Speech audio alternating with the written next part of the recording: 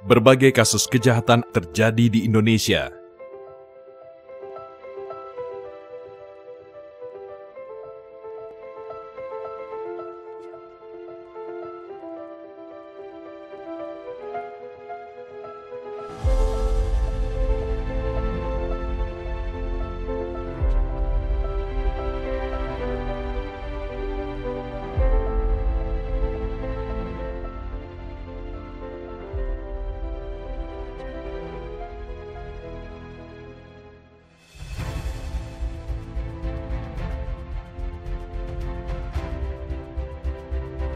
Salah satu alasan pelaku melakukan kejahatan adalah karena mereka bisa menikmati hasil kejahatannya dengan leluasa.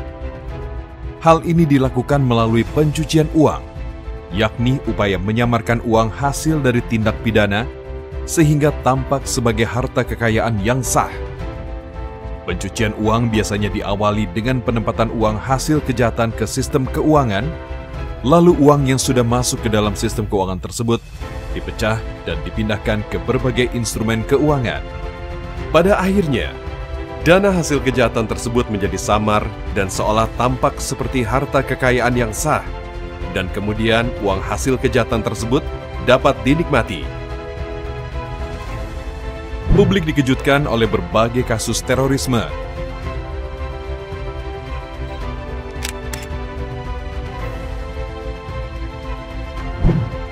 Selain itu, di dunia ini juga terdapat ancaman berupa pengembangan atau biasa disebut proliferasi senjata pemusnah massal.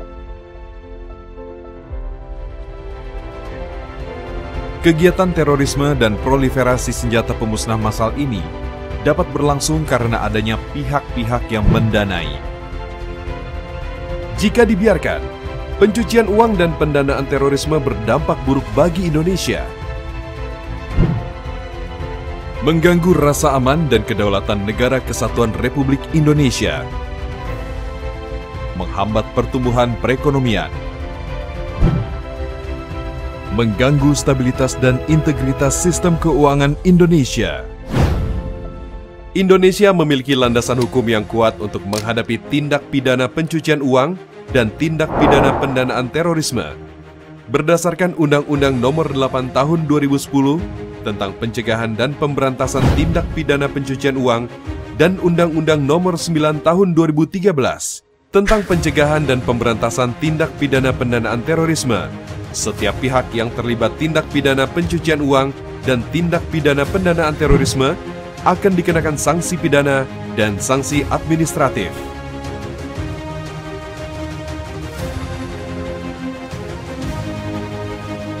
Masyarakat juga perlu berhati-hati dan memahami adanya potensi menjadi pelaku pasif apabila menerima atau menguasai penempatan, pentransferan, pembayaran, hibah, sumbangan, penitipan, penukaran dari dana kejahatan, namun tidak memberikan informasi ke pihak berwenang. Masyarakat dapat berperan aktif dalam rezim APU PPT dengan menghindari aksi titip transaksi keuangan, menjaga identitas pribadi agar tidak disalahgunakan untuk bertransaksi oleh pihak yang tidak bertanggung jawab,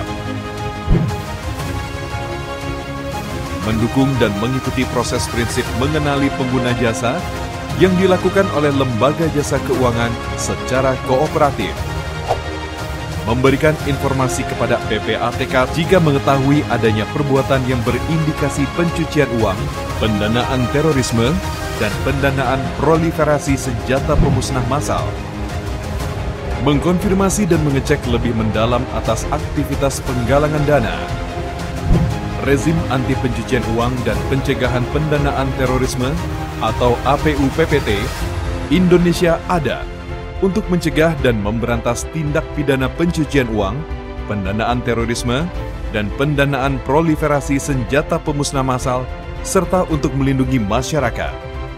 OJK sebagai lembaga pengawas dan pengatur sektor jasa keuangan terus bekerja meningkatkan efektivitas penerapan program APU PPT. Sektor jasa keuangan dan masyarakat menjadi garda terdepan yang harus selalu awas dan peduli. Mari Perkuat rezim APU PPT di Indonesia.